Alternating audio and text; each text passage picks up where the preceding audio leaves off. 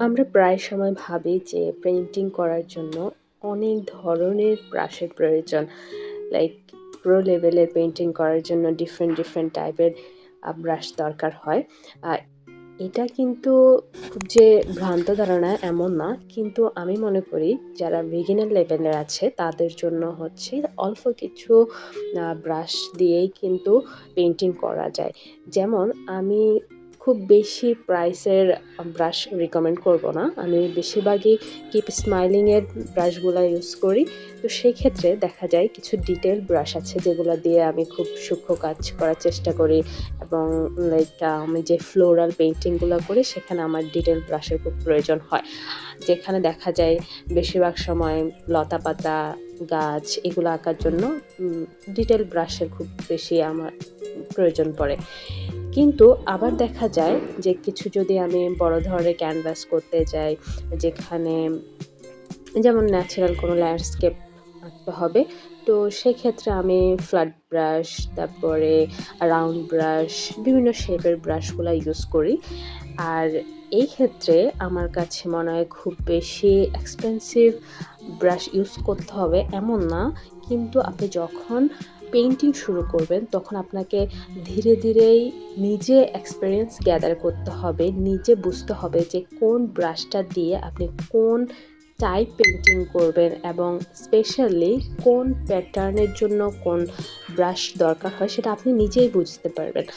যেমন দেখা গেছে আমি অনেক সময় লাইনার ব্রাশ খুব কম ইউজ করি, কিন্তু অনেকেই আমাকে সাজেস্ট করে যে লাইনার ব্রাশ ইউজ করতে, যেমন ব্রাশ আঁকার জন্য। তো আমি এই ক্ষেত্রে রাউন্ড ব্রাশ ইউজ করি কিছু কিছু সময়ে, কারণ আমার কাছে মনে হয় যে আমি রাউন্ড ব্রাশ দিয়ে অনেক ভালো ঘাস আঁকতে পারি, যেটা আমি লাইনার ব্রাশ দিয়ে পারি না। আবার অনেক প্রো লেভেলের আছে যারা লাইনার ব্রাশ ইউজ করে অথবা হচ্ছে রিগার ব্রাশ ইউজ করে। আবার অনেক সময় আপনারা জিজ্ঞেস করেন যে এই যে ভিন্ন ভিন্ন ধরনের বা যেই কোয়ালিটির কথা বলি, যেমন কিপ স্মাইলিং আছে, জর্জিনো আছে। তো জর্জিনো একটু বেশি এক্সপেন্সিভ, আমি খুব একটা বেশি ইউজ করি না, আমার খুব কম ব্রাশ আছে জর্জিনোর। সেটা আমি রিসেন্টলি জর্জিনোর কিছু পেইন্টিং ব্রাশ কিনেছি। তবে কিপ স্মাইলিংয়েরগুলো আমার কাছে বেশ ভালোই মনে হয়েছে, খুব রিজনেবল প্রাইস। আপনি 450 থেকে 500-র ভিতরে আপনি নিয়ে নিতে পারেন পুরো সেট। আর যেটা আমি সবথেকে বেশি ইউজ করি সেটা হচ্ছে আমার ওল্ড ব্রাশেসগুলা। কারণ আমার কাছে এখন পর্যন্ত মনে হয় আমি যতগুলা পেইন্টিং করছি, আমি সবথেকে বেশি ওল্ড ব্রাশগুলো ইউজ করছি। কারণ ওল্ড ব্রাশগুলা দিয়ে ইজিলি ব্লেন্ড করা যায় যেমন, তেমনি আপনি যদি গাছ আঁকতে যান বা হচ্ছে কোনো ল্যান্ডস্কেপে, যেমন সমুদ্র হইতে পারে বা আপনি পানির ডিটেল দিতে চাচ্ছেন, এক্ষেত্রে কিন্তু আপনি খুব সহজেই পুরোনো ব্রাশগুলা দিয়ে আপনি সেই পেইন্টিংটা করতে পারবেন, যেটা আমি সবসময় কাজে লাগে। আমার কাছে মনে হয় যে নতুন ব্রাশের থেকে আমি পুরান ব্রাশ দিয়ে আমি খুব বেশি কমফোর্টেবলি কাজ করতে পারি। আর আরেকটা মজার জিনিস হচ্ছে যে নতুন ব্রাশ কিনলে ইচ্ছে করে না যে নতুন ব্রাশটাকে দিয়েই পেইন্টিং করি, ওটা মনে হয় যে নতুন, দেখতেই ভালো লাগতেছে এরকম।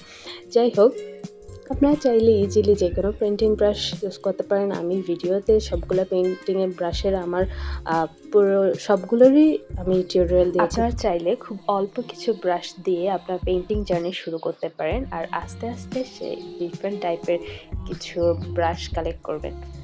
টাটা।